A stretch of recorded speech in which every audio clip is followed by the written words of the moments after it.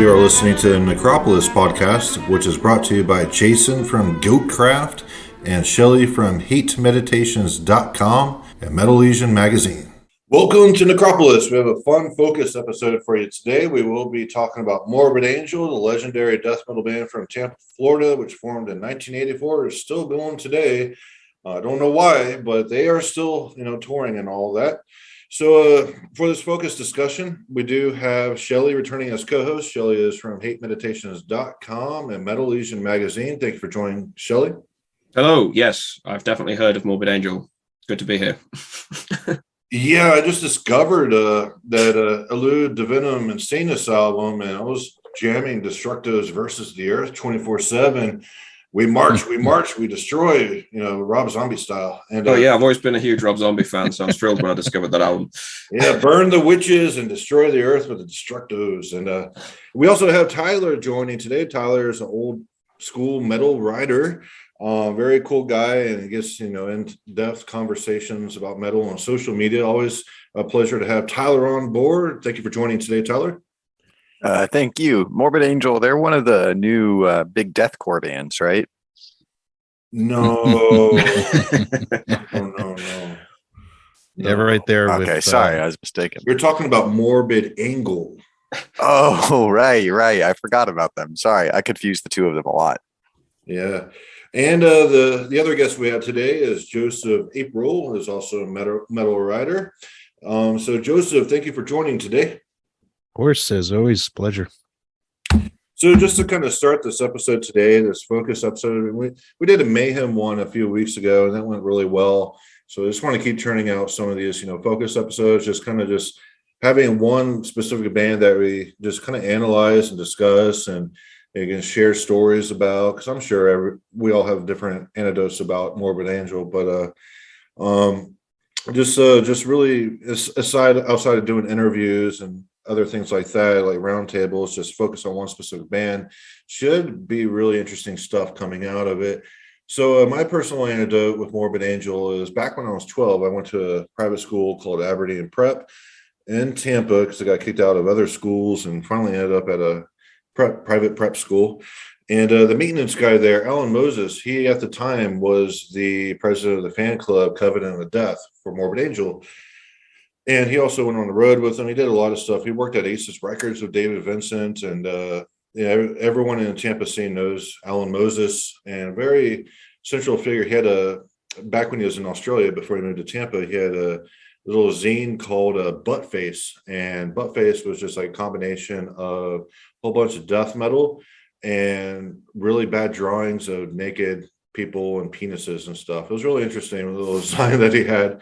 But anyway, in that private school, he saw that I was listening to Metallica and Slayer and all that. And we sparked a conversation, and he started bringing in CDs for me to check out. So literally the first death metal that I ever heard was Morbid Angel, Blessed Are the Sick. He brought in a signed copy, of course, and his name was in the thanks list and all that. And this is a Christian private school that I was at as well. And he told me to read the lyrics as I listened to it on my CD player, little headphones and all that. And I was just like, I'm going to hell for listening to this. It was just really shocking stuff, but I was just drawn to the heaviness and the riffs and how mysterious the lyrics were, because they were kind of poetic in there in Blessed Are the Sick. And I was just, eating it up. And so we spent a lot of time together. I would finish all my schoolwork early and hang out with Alan Moses. We'd talk about death metal. And I would actually go around helping him out doing the maintenance tasks. So, like first hour every day, I would finish all my schoolwork. And then the rest of the day at school, I would just kind of shadow Alan Moses, like doing various tasks, like changing filters for the HVAC. And there was a snake one time that got into the playground, because the playground was right next to the Hillsborough River, which has a lot of water moccasin and all that, and killed that, threw it over the fence. I thought it was like, yeah, listen to death metal, watching snake deaths and all that. But anyway, by the time I was still 12, I was going to be moving to Texas, the DFW area, and Alan wrote me a 2-page list of death metal releases and some other like Celtic Frost and things to check out.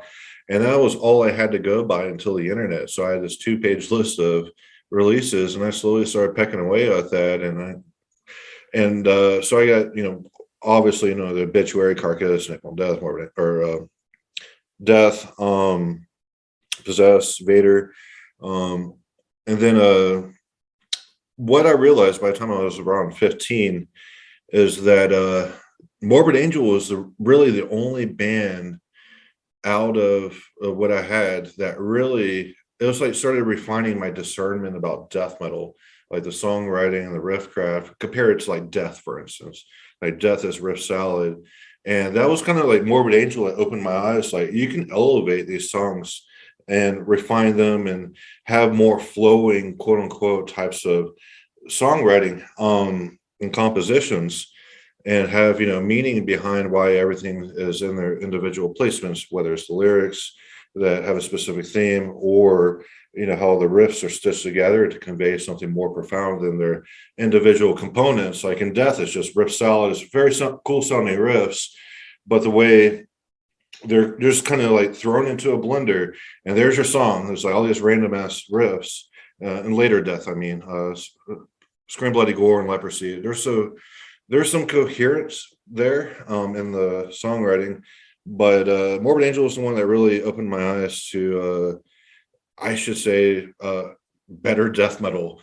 And that's my anecdote. Of course, I did play with Mike Browning, who was one of the original members of Morbid Angel, when I was playing in After Death back when I was 20, and released some music. I was on the Chronological for 4 tracks of that, and hanging out with Mike, I heard a lot about the early days of Morbid Angel.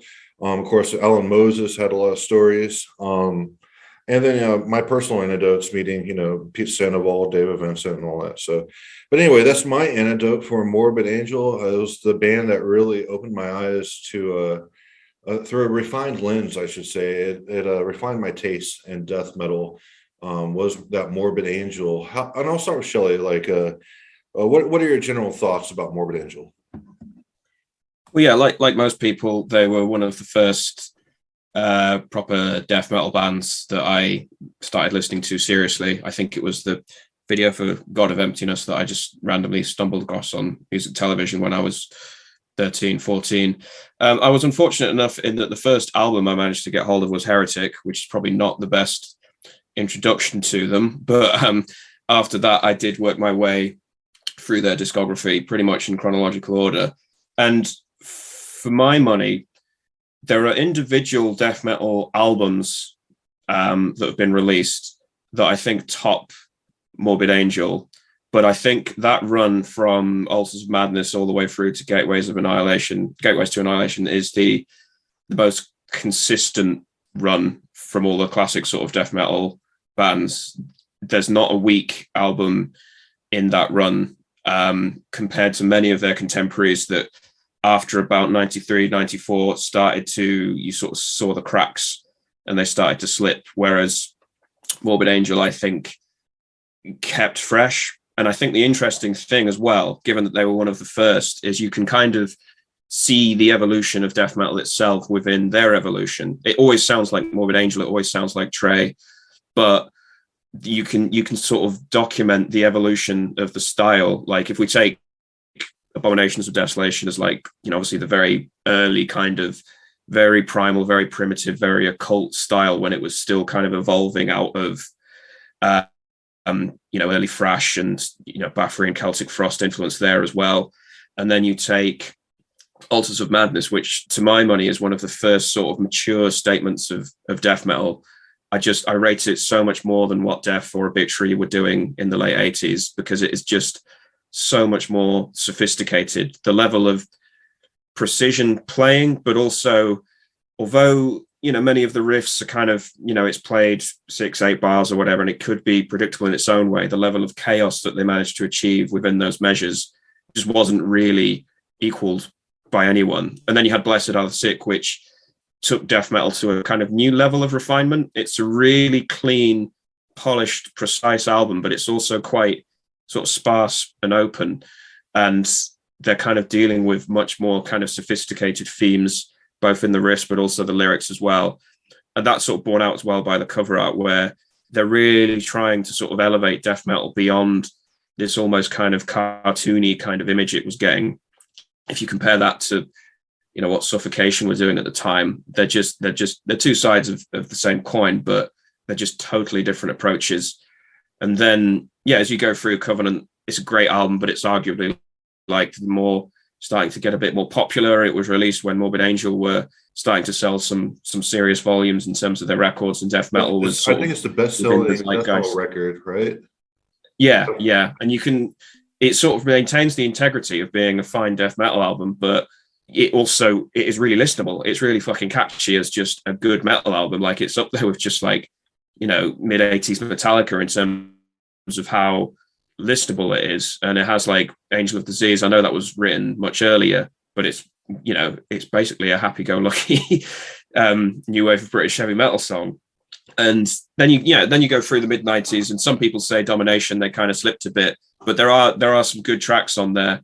But you do kind of see the groove metal influence coming in, and so many death metal bands were struck down by that influence, and thrash metal bands as well. And you can kind of document the evolution of death metal at that time, where it was sort of trying to mimic the Pantera kind of phase, and you had Sepultura kind of falling by the wayside there. But Domination manages to retain the recognizable Trey riffing that is so unmistakable, just the trippiness of it, the bizarre angular unpredictability to it. Shelly, and then so on Domination, I saw some like really, really old rehearsal videos of Trey, where I believe it was like towards the end of like the Altars of Madness era, and he's playing some of those riffs off of Domination. So a lot of that material had been incubating in Trey for a long time before it came out on Domination. Just and that's borne out by.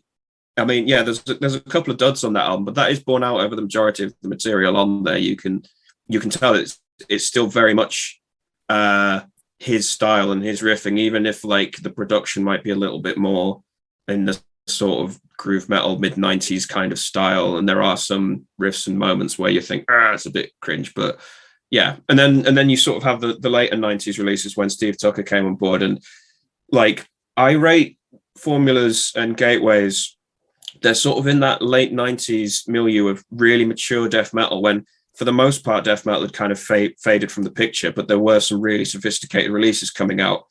Incantation, Diabolical Conquest, Immolation, Failures for Gods, Gorguts, Obscura, and I would rate those two Morbid Angel albums sort of in that era when some of the older artists were starting to reach for something a bit more avant-garde and weird, and not always succeeding. But I think that was like a weird pocket of time where death metal was reaching this sort of level of maturity, but it was only like a real small handful of artists that were like reaching for that. And I think the rest of them had kind of fallen by the wayside at that point or thrown in the towel.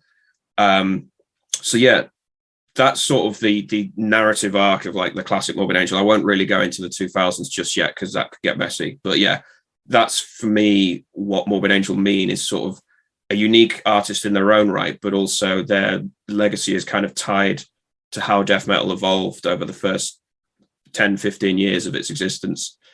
Yeah, there was a great initial spread of creativity that came out of Morbid Angel, which I think they did.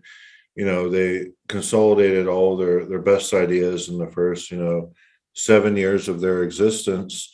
And from there, they've been kind of like, I know you hold Gateways in a high regard, but I was listening to a bit of that today. And I when it came out, I believe I was 16 and I got it. I even got Formulas when that was new. I was in the 6th grade around then.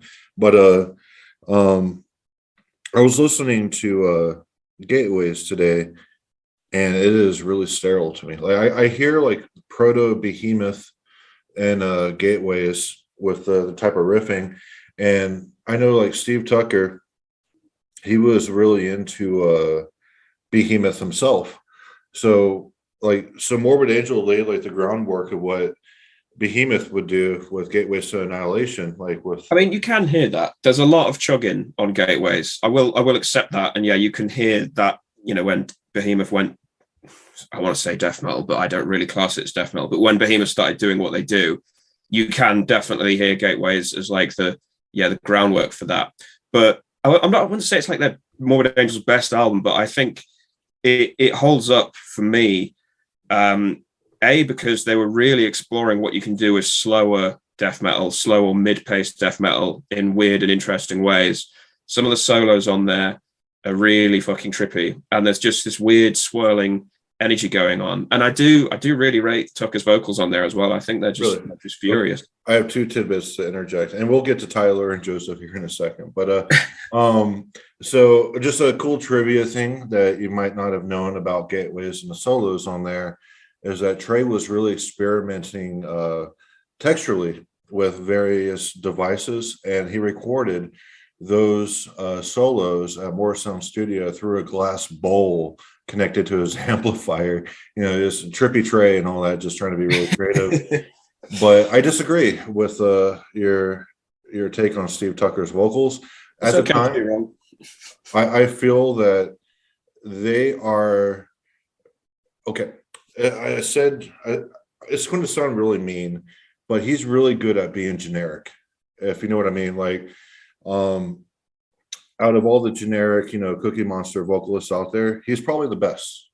He has the standard death growl and higher pitch. I wouldn't call it a scream, but I felt David Vincent's vocals were worlds better than Steve Tucker. He's no David. Like David Vincent, he's an accomplished clean singer as well, and you can hear that in his vocals. I don't think anyone would compare to him, but I think it's always the thing when you have a new vocalist come on board, and there's just far more pressure than any other kind of instrument, because it's like the centerpiece, even with distorted vocals in death metal. So Tucker had some big shoes to fill there, but I do think it holds up, and for what is required on that album, which is that kind of basic primal, but also sort of lurking malevolence, I think he gets that across really well. I wouldn't say it's like a unique performance. It's not up there in sort of the canon of, great death metal performances, but it definitely fits the album's needs perfectly in my book. Okay. Yeah. All right, Tyler, what are your thoughts on Morbid Angel? All right. Well, Morbid Angel is one of my favorite death metal bands. I'm mostly referring to the first two albums and the demo. Covenant, Covenant, parts of it are brilliant, but my main issue with Covenant is that while it has some strong material, there is a lot of it that kind of feels like a collection of spare parts. But I discovered Morbid Angel when I was about 15. I had heard Slayer's Raining Blood, and I decided I wanted to explore heavy metal. So I got onto the internet, which was a very different place at the time. You got on Google and you typed in something like death metal, and you got a bunch of hits of weird HTML websites that people had put together. And I found one that basically went over the history of death metal and listed off major influential releases. And Morbid Angel was one of the very first ones mentioned. And like the nerd that I was, I decided I was going to go listen to every record that they mentioned on this website. So I went and looked it up and heard Immortal Rights blasting out of my speakers, and I've been a fan ever since. Okay, here's a good question I should have started asking people at the beginning of this episode. But a good way to kind of gauge someone's metal taste is what's the cutoff period for you with Morbid Angel? Each period of Morbid Angel is very distinct. Abomination's very proto, death metal, taking Possessed and Slayer to the next level. And then Abominations, where that was refined. Blessed Are Sick is where they're getting quote unquote artsy a little bit with their riffing. And then Covenant, straightforward death metal. Where's your cutoff? Like, where do you think the decline started with Morbid Angel? I don't think it's a neat decline. Like, there was a slight decline after Blessed Are the Sick. Blessed is my top rated album for them, by the way. But there was a slight decline because I don't rate Covenant Domination as much. But then I think the quality picked up again with Formulas. So there's like a valley almost, and then it dropped right off with Heretic. In my view. Yeah, I think we have different perceptions of Morbid Angel a little bit, which is everyone has their own opinion. So, Mr. Joseph, what are your thoughts on Morbid Angel? What are your thoughts on the discussion thus far? Do you have anything you want to chime in about, or What is the general feeling about Morbid Angel and the discussion this far? Sure. Actually do have an anecdote about when I first got into the band that I definitely want to mention, Oh, but weird. there's definitely some things mentioned so far that I want to comment on as well. For anecdote, for me, when I was getting into metal, it was sort of the late 90s into early 2000s. And I got into death metal probably around late 2001 to more so mid 2002. So a little late to the game, but and I was getting into various bands, especially bands that kind of, mix death metal with other different types of music. But then eventually discovered sort of the classics. And one of the things I would do was I had a friend who could burn CDs for me. And he had already a really growing collection of metal. So I asked, what do you think is a really good death metal album? And he burned for me Morbid Angel's Domination, which I had remembered walking into the local record store at the mall and seeing the album cover. And that had been a very, that's an image, that album cover, the purple and green and, the peculiar, I forget the name of it, but their sort of logo pentagram design really sticking into my brain. And at that time, I should mention, because this is an important fact, I was still struggling, but still considered myself attached to a Christian faith. I was raised Roman Catholic. And within a year of that time, I think I'd given up my faith, but that was a time where it definitely was still kind of lingering and still there. And being exposed to music and imagery that was of a highly satanic or certainly, demonic energy, I had very interesting experiences with that. Like, it's something I very much treasure these days, feeling that music could legitimately be scary, legitimately damn my soul. Like now, I laugh at it a bit, but I also think it adds sort of part of the mystery and majesty to certain types of music. Like, old Slayer did that. I think that was maybe one of the first bands where I felt that, along with maybe King Diamond, Merciful Fate. Discovering that through Metallica. But anyway, to Morbid Angel. So my friend burns me Domination, and first time I'm ever listened to it, I get on the school bus because I had like a 30-minute school bus commute to school, and it's dark in the morning, and I have my little shaky, CD Walkman, and I put it on, and not like 10 minutes into it, the bus engine broke down. And I was absolutely convinced that evil spirits in the CD had left while I was playing it and caused the bus engine to not work. So that's a memory that really lingers in my mind with that. Eventually, I would go. Evil spells. The song Yes. Evil spells. Yes. That's awesome. Well, that would have been Altars, but it was Domination that I was listening to. And then, from there on, just getting into death metal, and I got into the other albums. And I think the first one that I actually bought was Blessed Are the Sick, which for me, it's always hard to determine my favorite Morbid Angel album. I feel like every year it shifts. But that one might be the most consistently my favorite. Weird thing with that, I think there was like a mislabeling at the wherever that album was being printed or whatever repress, because when I got it, I'm pretty sure, and I still have it, is the cover of the Sleep album on the CD, although it's very clearly Morbid Angel when you play it. But yeah, and from there on, I think Morbid Angel very quickly became my favorite death metal band, at least in terms of like just straight up death metal. For me, it was always about Trey's guitar work, the riffing. I think he's just one of the best composers in death metal, bar none. His solo work, is just mind blowing. Like takes all sorts of, you feel like it's Jimi Hendrix and David Gilmour mashed together with, Lucifer himself, distorting. Van Halen is his main influence. Yes. Yeah. Yeah. Well, I've seen him mention, I think like the three that I've seen him mention in like album notes was, Eddie Van Halen, Jimi Hendrix, and Mozart. Yeah. I think like you combine those three with just layers and layers and layers of more distortion and otherworldly influences. And there LSD. Yeah. But with things you were commenting on, I'm pretty much with Shelley in that I think Up to Gateways is what I would consider their prime era. Although weirdly, when I was getting into them, Heretic was the current album. I do like that one song. I think it was Enshrined by Grace or Enshrined something. You had it right. Yeah, that's correct. Yeah.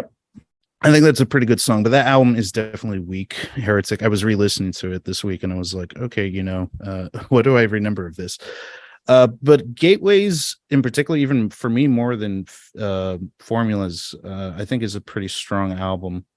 I don't think so. I was listening to it earlier today, and it might just because I've been listening to it since it came out, which was the year 2000, 23 freaking years ago. Come on, but no, the riffs, like I was listening to even the more death metal-y stuff. It was kind of sludgy and doomy, with the riff craft and all of the songs, especially track 4. But Secured Limitations, I thought that was like the most death metal-y song on there, and it did completely nothing for me today when I was listening to it this morning. I was like, man, it was like there's a really cool lead in it, but the song as a whole is just like it's very hollow.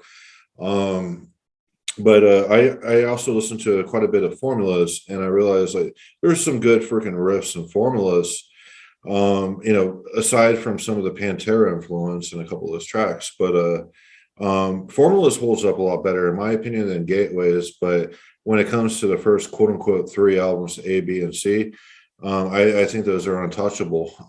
My personal opinion, I know Shelley would say, actually, this is a good question, Shelley. Which albums do you think are better than any Morbid Angel, like best albums?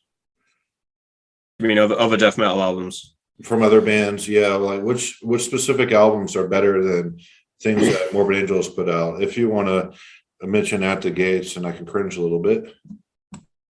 Yeah, well, that was going to be the first one I was mentioning, the Red in Sky as Ours. Onward to Golgotha, Incantation, Beyond Sanctorum, Therion, Demigod, Demilich, I would rate higher. I know some people find Immolation a little bit cringe, but I think late 90s Immolation is a strong contender for some of the best death metal of that era, at least, if not of all time. What else? I would also say some Gorguts as well. And I'd go ahead and sort of lump Atheist, Unquestionable Presence, definitely in that category. Elements of, although they're much more basic, elements of early Autopsy as well. Again, maybe not always superior to Morbid Angel, but at least on a par with Morbid Angel in that regard. And yes, some of the Swedish death metal, I think Like an Overflowing Stream is up there. It definitely should be in the top 20 for any death metal album. And yeah, I agree with that. That, in my opinion, is the best Scandinavian death metal album. One of up there. I'd say Sense to Snort here as well as like a really weird sort of weird take on death metal from that time. And if we're going to include the likes of sort of Septic Flesh, I know they took a more symphonic approach, but it's still recognizably death metal. And I would say that competes in there as well. And although everyone would probably crucify me for this, I rate Bolt Thrower up there as well. I know people say they're better as a grindcore band, but I really, really dig sort of from the Fourth Crusade onwards, that sort of dirgy mid-pace stuff.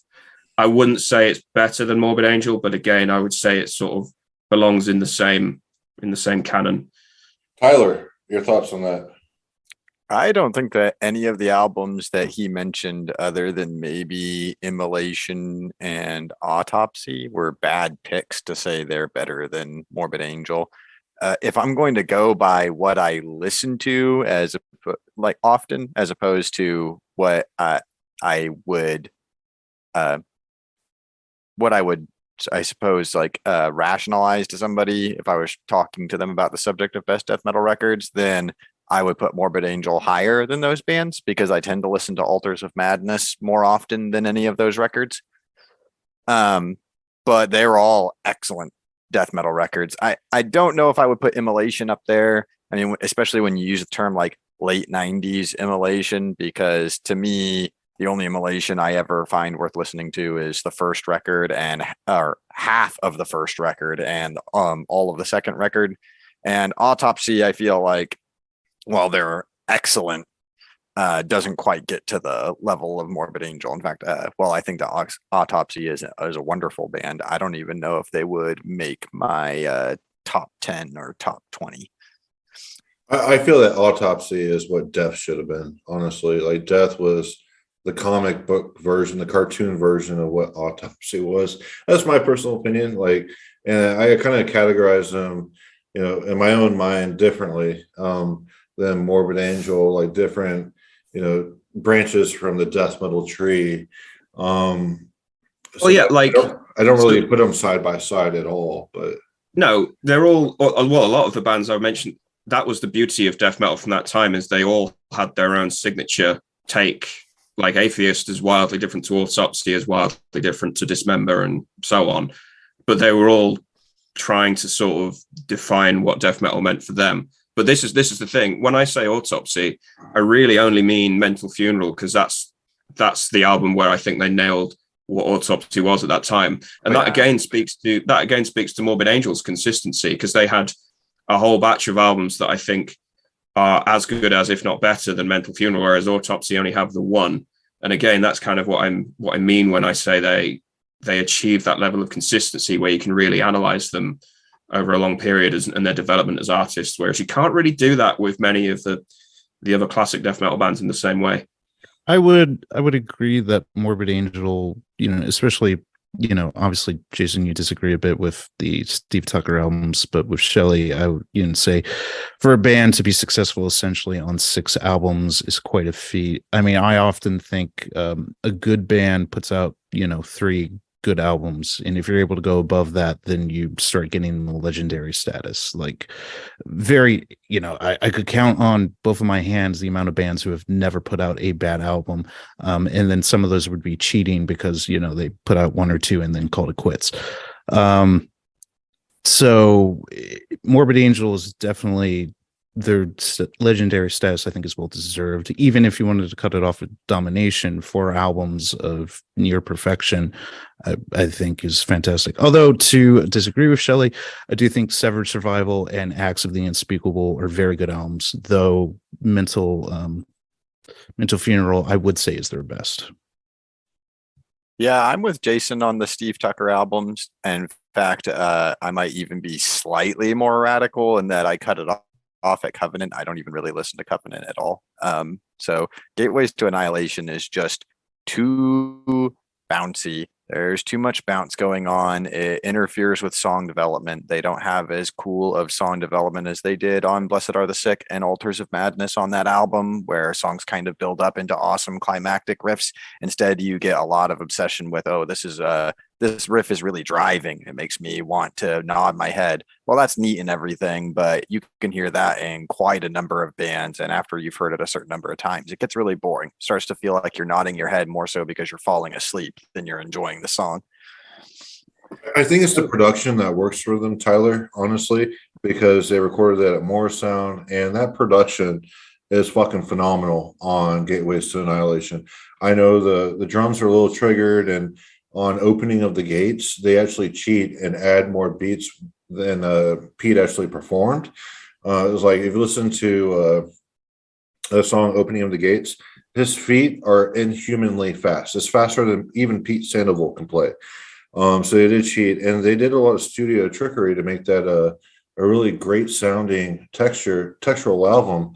But let's not put words in our mouths, Jason. Like, yes, the production is phenomenal. That's not the only reason I like the album. But yeah, no, I don't want this to just be a Gateways episode. But like, I think I do take the points that they were trying to take it in a different direction, and in the process, they might have laid the groundwork for a lot of like contemporary death metal. I'm thinking particularly of the Behemoth thing that we mentioned as well, where the Gateways like production and the kind of atmosphere is quite easy to imitate in this day and age. So a lot of people go for that and don't really bother writing the riffs. Whereas you don't see any bands trying to mimic Blessed of the Sick, because you can't really mimic that unless you have the same like riff chops as Trey, which, you know, is sort of one in 1,000, 1 in a million. So yeah, I think I would have liked to see them take the Gateways thing a bit further, maybe have developed it on another album, but unfortunately Heretic, the follow-up was just, well, you said earlier on that Covenant was spare parts. Heretic is even more so. It does just seem like sort of they've gone through the scrapyard of riffs and kind of pieced some things together. I'll tell you what's worse is Kingdoms Disdain. I feel Kingdoms Disdain was the worst kind of fan service on the planet. Well, they needed to do an urgent course correction at that point, didn't they? But they did the wrong way. They did it the wrong way. And I felt, honestly, that there are better songs on Elude, Divinum, and Sanus than there is on Kingdoms Disdain. Even though it might be Rob Zombie type of songs and all that, and you know what the heck they're going for. I think it's like Jenna Torturer's overlap there. But well, there's a couple of death metal songs on that album. Yeah, and they weren't really good. They're like leftovers from Domination. It's like it's a cutting block off Domination. But I will, not to get left out of it, of the mention of albums that could sit alongside Morbid Angel, and I'm sure all of these will unfortunately annoy Jason, and that is not in my intention, but I'm gotten familiar enough with his taste to know that alongside of that, the high realm that would compete with the best of Morbid Angel, I would probably say Carcass's Necrotism, Death's Human, Autopsy's Mental Funeral, and Entombed's Left Hand Path. The only annoying one out of that list was Necroticism. Yeah, it's like, oh man, dude. I know. I knew it would trigger. I think Entombed are overrated, but I would say Left Hand Path and Clandestine they do belong in the classic canon, I think. Well, and half of Left Hand Path is reworked.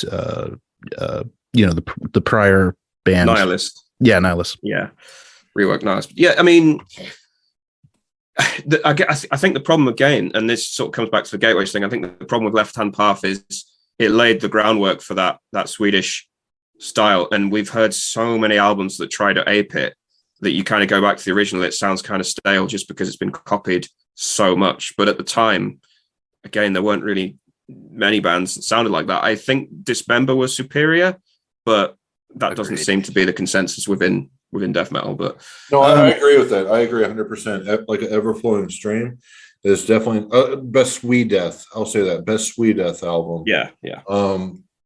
But I know there's a Finnish band that's really good.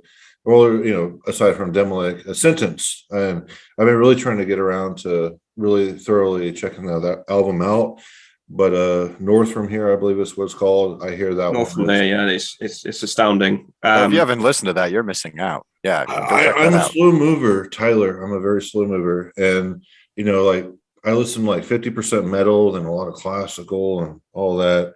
But yeah, I'll add to the Finnish canon as well. Demigod, Slumber of Sullen Eyes. That's up there. I've heard definitely that one. That Demigod is that's one of my for top me. That's 10 the best of the Finnish early scene. But anyway, so going back to kind of like Blessed or Sick, Morbid Angel, and Richard Brunelle is on there quite a bit, especially with that acoustic piece that's on there, which I did a cover of it, and the name is completely slipping my mind, which is horrible. So I've had a couple of beers, but Desolate Ways. Desolate Ways, yes. Just as a piece of trivia for you, Jason, your Goatcraft cover of that is the ringtone on my phone. Oh, really? What the fuck? What's wrong with you? Holy shit!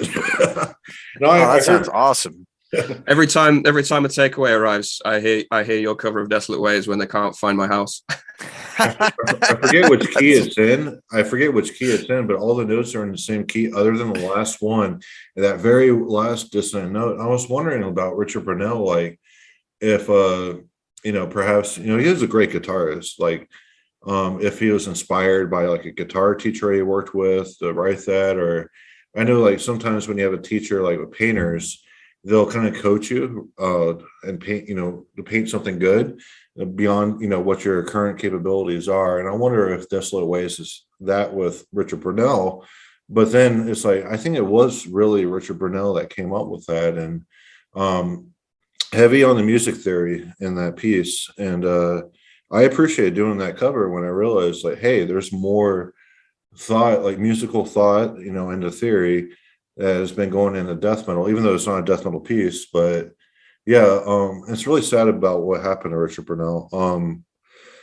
He had a pretty big drug problem, and he got busted a few times, and it was really known in the Tampa scene, like not to talk to him.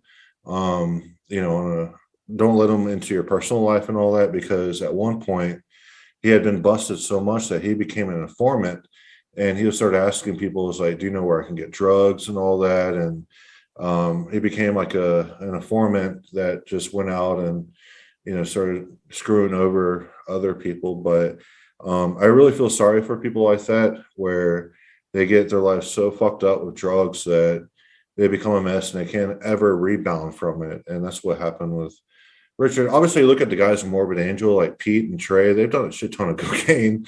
And Richard Brunelle is another one of those. And unfortunately, how weird Trey is, he still is like a functional human being a little bit, but Richard Brunelle is just like off the rails. Well, also like talking specifically about his musicianship, because everyone focuses on Trey because he is essentially Morbid Angel now.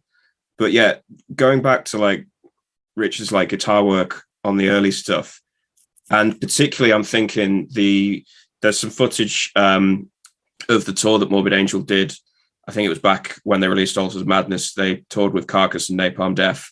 And there's live footage of them playing at Nottingham Rock City in the UK. They basically just blast through Altars of Madness. And you get a real sense that he was a fucking talented guitarist. He obviously existed in the shadow of Trey, but he was really bringing a lot to the table as far as that era of Morbid Angel was concerned. But people kind of overlook that for the sake of sort of Trey worship. Not that it's not deserved, but yeah, he could hold his own against Trey, which is really impressive. In his circles, there's a theory that Richard Brunelle was a balancing presence to Trey Azagthoth that kept composition on course, and that you can see this in the fact that after he left the band, they started to slowly slide downhill. I mean, yeah, for fans of that era, you could definitely make that case to say there's a very clear development from Altars to Blessed, but they're wildly different albums, but the development is clear. And then, yeah, if you were to sort of see their decline from that album onwards, then yeah, I could definitely see how you could buy into that. But anyway, yeah, just covering Desolate Ways on piano, it opened my eyes that is very sophisticated music that he wrote. And I think it's a treasure of death metal. Even though it's not a death metal piece, I think it's a treasure to behold and cherish. So definitely it's a tragedy that he died and he had fucked up his life. But just wanted to chime in about Richard Brunelle a little bit, because he was a good figure in Morbid Angel at one point in time. And what we hold as classics is in part contributed by Richard Brunelle. But yeah, let's talk about Trey a little bit if anyone wants to. So a weird topic here. Trey has a YouTube channel called Dark Sprocket, and he's playing around with dolls and guns. Oh, no. And all kinds of stuff. Oh, you saw that? Oh, you're the one who sent it to me. Yeah. What are you kind of feeling like? Even when I was a teenager, I kind of got the vibe like Trey was a Michael Jackson of death metal, and he's really living up to that kind of vibe I got with how he's like, I even heard other things like he goes rat hunting in dumpsters and all kinds of stuff. But older Trey as he's destroyed his brain with drugs and whatnot. So anyone have any thoughts on that, or shall we go to a lighter note? Sure. No. My impression of Trey is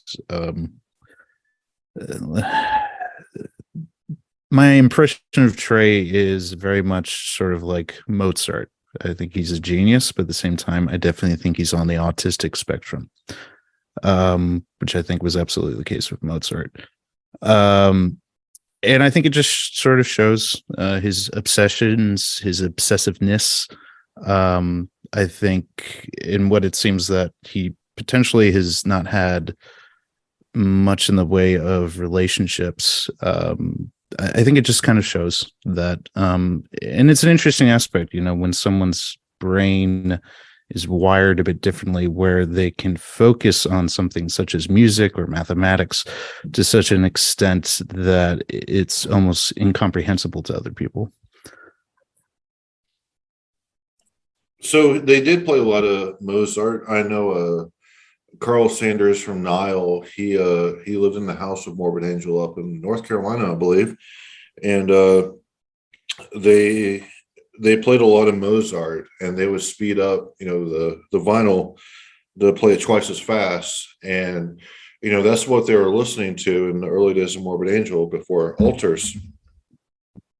And so, yeah, it's kind of interesting that they experimented with that and all that. And obviously, Carl Sanders went his own way of Nile, but even back then, like they were working at a car wash up in North Carolina to support themselves, and then of course they relocated back to Tampa.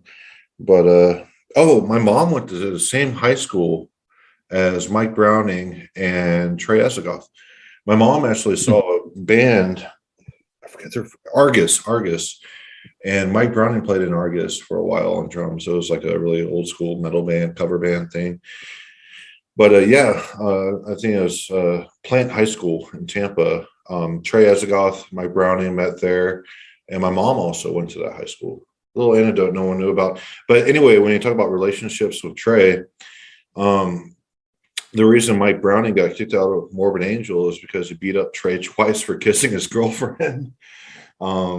He walked in on Trey mooching his girlfriend on the couch, and he beat him up. So that's why he was ousted from Morbid Angel, and then formed Nocturnus, but he also played Natron. So I'm glad you brought up Browning, because before we move on to David Vincent, which I'm sure we'll discuss in a sec, I did want to talk about Mike Browning for a second, because like aside from like the personal controversy or personal relationships that he had with Trey or whatever, the Abominations of Desolation, like some people think, it's just a sloppy version of songs that they re-recorded later. But for me, and yeah, obviously Browning at the time, he wasn't the most talented drummer, but he kind of, he did what needed to be done for the sort of really primitive occultist metal that they were doing at that time. But I also think his vocals on those tracks are a really kind of strong example of early death metal vocals, bearing in mind this was like the mid 80s. And again, speaking of like the supporting cast of Morbid Angel, the sort of the ones that don't often get mentioned, I think he deserves props for that, as like for developing this really kind of vicious, visceral, ghoulish kind of style across those tracks that doesn't really get the recognition it deserves in my book. You said he was really influenced by Bathory, Corthon. Yeah, no, you can definitely hear that. He's taking the sort of Corthon thing, but to the next level, I think, just adding that theater and that melodrama to it, which really brings it to life. I didn't know that, but that is really awesome to hear that he was influenced by Corthon. I think that Abominations of Desolation is undersold as well. Like I said, I listen to Altars of Madness the most, but the atmosphere on Abominations is really cool. It is got a very kind of almost more of an occult and mystical atmosphere to it, and that may partly be the first track when they summon the deity is like Hiak Saltoth, and it's like, who has summoned me, and all this. It blew my 12-year-old brain so much. Holy shit. And Morbid Angel was that band that, I listened to Slayer and all that, and I felt dirty listening to Slayer, but Morbid Angel was just like, like 1,000 times worse, and just like, really getting into it. And, that's when I really started questioning my own, like I was raised, being in the South, supposed to be Christian and all that, and made me start questioning, well, even back when I was younger, I questioned it, but I got in trouble in private school for, it's like, do dogs and cats go to heaven? Who created God and all that, just questioning stuff when I was a little kid. But yeah, that blew my mind, just hearing that invocation. And they should have had that on altars. Like, holy shit, if that would have been on altars too, I think that album would have been propelled even higher. It's like, this is the most blasphemous, fucking awesome metal you've ever heard. But yeah, like, I feel I feel a good kinship to Abominations, because I did hear that back when I was 12 before I heard Altars.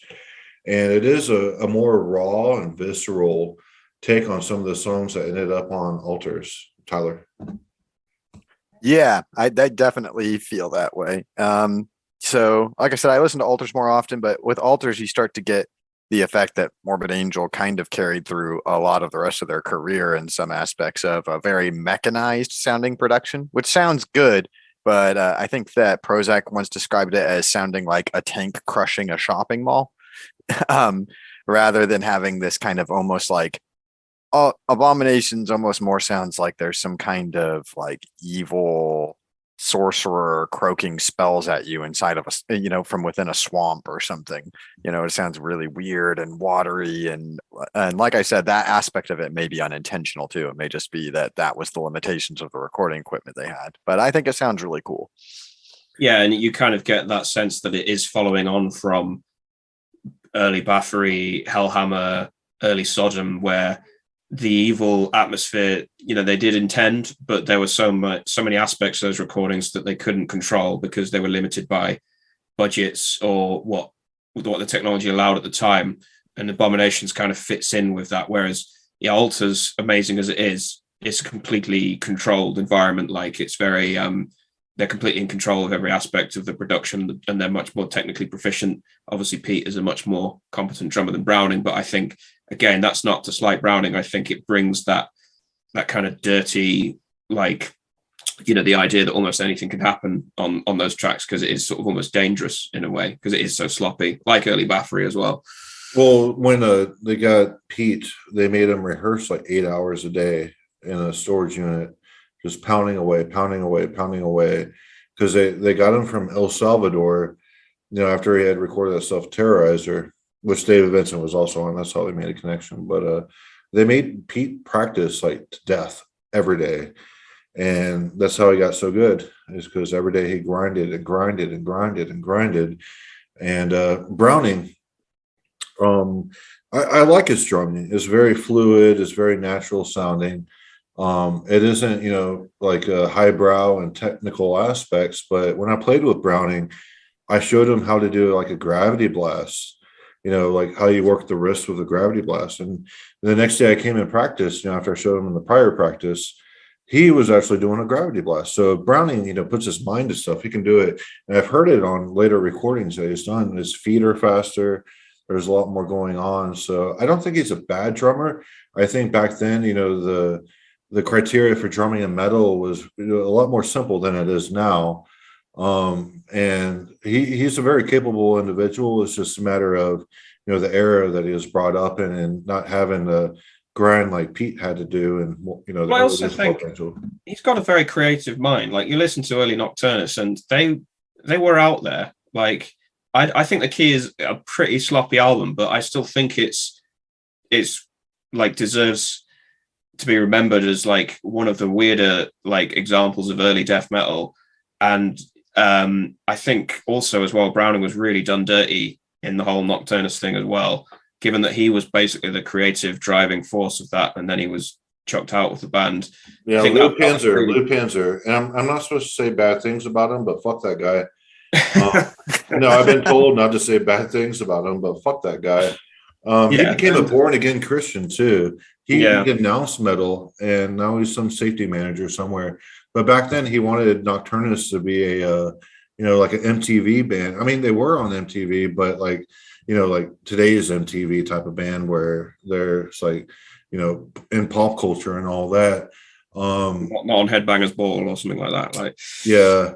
And that's why he wanted like a faster drummer, like you were mentioning, like Pete, is more refined in that aspect. And he wanted, first they took Mike off of vocals to have a cookie cutter, like Steve Tucker type of vocalist. And then they decided just to get a faster drummer altogether. And what happened is, Mike was the backbone of that band, and the band dissolved. So they fucked over Mike and they fucked over themselves while doing it. yeah. So that's my 2 cents on that. So you mentioned vocalists. It's probably time we discuss David Vincent for a bit as the voice of early or classic Morbid Angel. I played a show of his country band. Well, that was what I was going to mention. Is not only was he sort of formative to death metal vocals. Again, I'm going to ignore the personal drama of like the early formation of the classic Morbid Angel lineup, but he's one of the formative vocalists of the death metal style. But also, as you get to Blessed Are the Sick, Covenant, you can hear that he's also an incredibly talented clean singer as well, which is quite rare amongst sort of that generation of death metal vocalists. Yeah, I know he plays in Headcat, which Lemmy was in Headcat for a while. I think that's the name of that band. But yeah, he does the Outlaw Country project, and he also he did Gin and Torturers. He didn't sing in Gin and Torturers, but yeah, I played a gig, and it was in Austin. They brought me to play not the Housecore Horror Film Festival. It was another horror film festival called Death by Festival.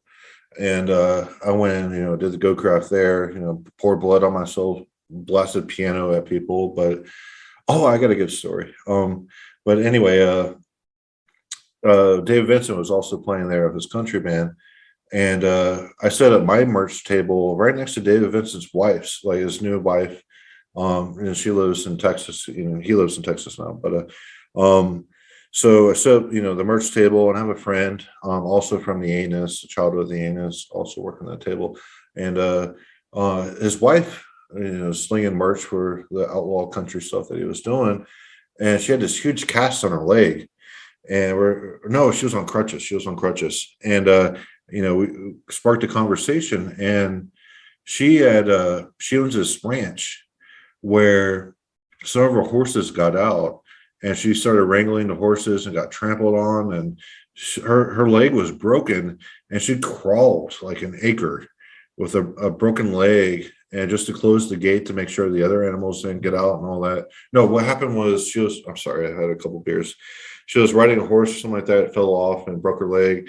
And then she crawled an acre to close the gate. Very strong woman. And she actually does the PR and all that for David Vincent. Very cool lady, very smart. Has her own little ranch here in Texas. Nothing bad to say about her. David Vincent, on the other hand, like I've heard all kinds of stories. And I could go into some of them that would probably get us blacklisted. So I do not want to talk about, stuff like that. But there's a lot of hearsay about David Vincent. Obviously, if you're a big person in extreme metal, and there's like a lot of people in the underground underneath you, quote unquote, that stories are going to emerge, and I've heard all kinds of stuff like dirty things. I'm gonna sidestep that, Jason, just to say. So, what do Tyler and Joseph think about David Vincent, as like I can't square the circle between his vocals and his attitude on classic Morbid Angel with what he turned into, where he started sort of dressing like a member of Motley Crue and being a bit prima donna. Like, what's your take on like the evolution of David Vincent as a character in death metal? What do you think, Jesse?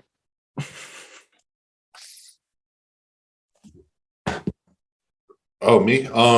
Sorry, I had muted myself. So I view David Vincent as an opportunist a little bit. I also view him as Byronic. I view him like very much like I view Lord Byron, which Lord Byron, everyone knows, one of the best poets ever, was bisexual. Had conflicting views, and it was very, he defined what Byronic is. And I think David Vincent is that 100%, where he's changing his identity, whether it's sexually or on stage and all that. And I do believe he is 100% a Byronic character. And I'll leave it at that. What about Jason? Jason, what do you think? Or not Jason, Joseph. Why did I say Jason? Too many J's, dude. Too many Sorry. J's. Yeah. You're good. 2 J's.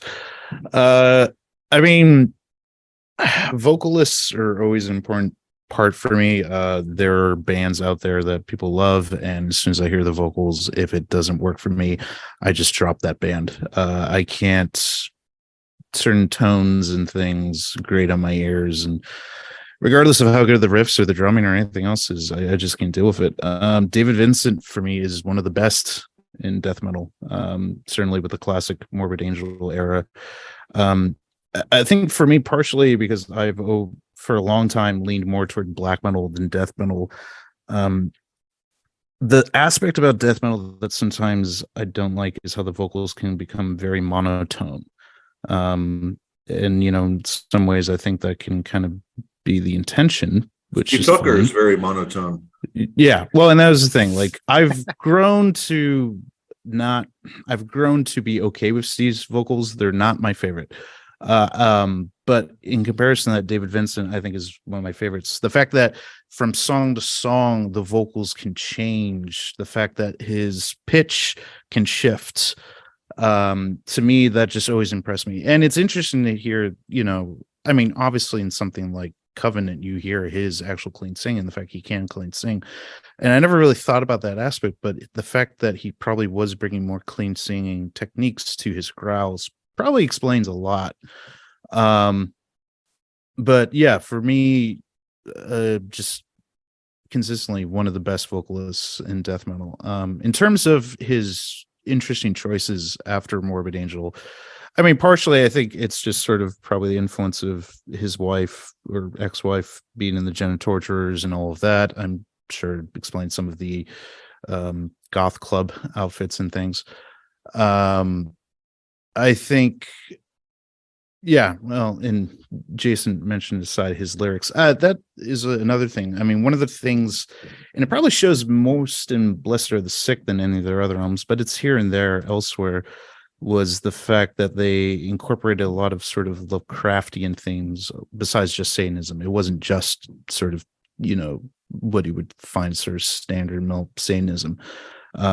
And for me, that was a big impact at the time because I was reading Lovecraft, and being able to see that in a band like that really impressed me.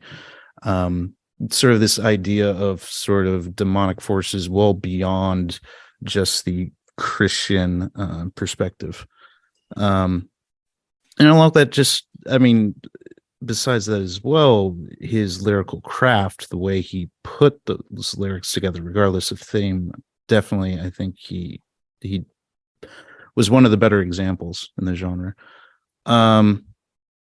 Yeah, in terms of and the one thing I'll say, which gets me in trouble with some people, is, we talk about how ill-fated,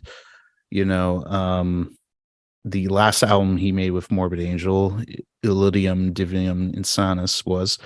But I would chalk up some of the negative aspects of that album almost more to Trey than I would with David Vincent, because David seems to be the one a lot of that gets attached to. But at the same time, Trey, for years and years and years leading up to that, was talking about how he wanted to incorporate Morbid Angel with jungle bass and techno and all sorts of stuff. Power electronics, yeah. And I always just wrote a power electronics album too, and I want to check that out once it's out. But go ahead. Mm-hmm. Sorry for stepping on you. No, just that Trey always seemed to be wanting to experiment with things that I wasn't sure would quite work. And then when that album came out, to me, it just sort of made sense as like, oh, Trey got his wish. And then everyone hated it. And now he kind of pooed and cried, and then was like, okay, fine, I'm going to kick everyone out and just do a death metal album. Before I hand over to Tyler, I will say Lieback, who are one of the sort of early industrial and martial industrial bands, did do a couple of covers of Morbid Angel tracks back in the day. So I don't know if that was what sowed the seed for Trey's kind of interest in industrial. But also, like, to go back to David Vincent's vocals, I think, especially on Blessed, you can hear, even on like the distorted passages, you can hear him working in almost like a tune, not quite like a thrash metal vocalist where it's kind of punky, distorted with a tune, but you can hear more expression and more emphasis in his voice. Whereas you mentioned like monotone, I think he's not like, you know, Frank Mullen of Suffocation, where it's great vocals like for death metal, but it is just the same thing throughout an album that you're getting. You're just blasted with this guttural, distorted thing. Whereas Dave Vincent works in that kind of passion and that drama that was so fitting for that Lovecraftian thing that they were doing at the time. But yeah, sorry, Tyler, I think you wanted to interject here. Yeah, no problem. No, I would say that vocally, David Vincent is an excellent death metal vocalist, one of the best, could almost be considered the best. If someone were to say so, I wouldn't be upset at all, especially for his performances on Altars of Madness and Blessed Are the Sick. And even though I don't like Covenant as much, it is a testament to his talent that he's able to do such a variety of vocals. Part of me, when we're talking about his aesthetics and trying to avoid personal drama as much as possible, would like to put some of the blame for the decline of Morbid Angel on David Vincent. He does seem somewhat attracted to the idea of being somewhat of a minor celebrity or a rock star. And I feel like even though he was out of the band, after Domination, that his influence perhaps planted that seed in other people's minds, like Trey. And so that they somewhat followed that path even without his influence. And I could also see that perhaps somewhat contributing to Illid Divinum Insanus, even though I do agree that it's unfair to put all of the blame on David Vincent, because I have read plenty of interviews with Trey, and I actually spoke to him on a fairly consistent basis back in the MySpace days. Me too. I mean, I pissed him off. I think I told you about that, right? By accident. So. No, what happened was back on MySpace. That was back when I was playing with Browning. I saw this picture of a dog's ass, and the way the ass was, the anus looked like Jesus on the dog. And I shared it on Trey's MySpace page, and he wrote me back saying it was very disgusting, that he had to delete it, et cetera, et cetera, et cetera. And he didn't understand why someone would share that, even though it was a really funny looking picture. And I mean, it's just, a little Jesus and a dog butt. And I didn't think anything major of it, thought he would enjoy it. But that's the bulk of the feedback that I got from that, from Trey, was very negative. Yeah. So I don't place the blame solely on David Vincent, because obviously Trey had to go along with it. But I do place some of it. Like, you look at the Gin and Torturers and the aesthetic they're going for, that really did overlap with that album, Illid Divinum Insanus. Yeah, I think so. And like I said, I think there was somewhat of the spirit of a rock star about David Vincent. I think you could even arguably see that in just the change from Abominations to Altars, even though I think Altars is a great album. I listen to it a lot more than Abominations even. But I think that it became a driving force in Morbid Angel to some extent or another, through David Vincent. Yeah, I would definitely say David Vincent is, well, I think Trey is, he's so freaking introverted and so in his own world that he needs someone like a David Vincent to be the spokesman, to be the public figure that deals with the community at large. Whereas Trey, you can see he just wants to be in his own world doing what he does, whether it's playing Quake or watching Sailor Moon or whatever. And let David Vincent do all the talking. But yeah, there was a combined effort there to create that monstrosity of an album. But I will say, Kingdom Sustain, I know I said it earlier in the episode today, is a worse album. There's less inspired.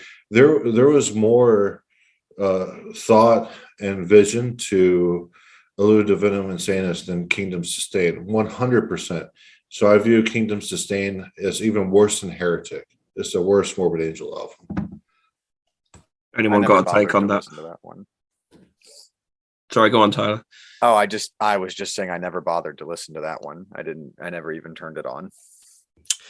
I mean, initially I was like, thank God Morbid Angel have released a death metal album. But Jason has made this point to me before. So I'm not surprised that he said it.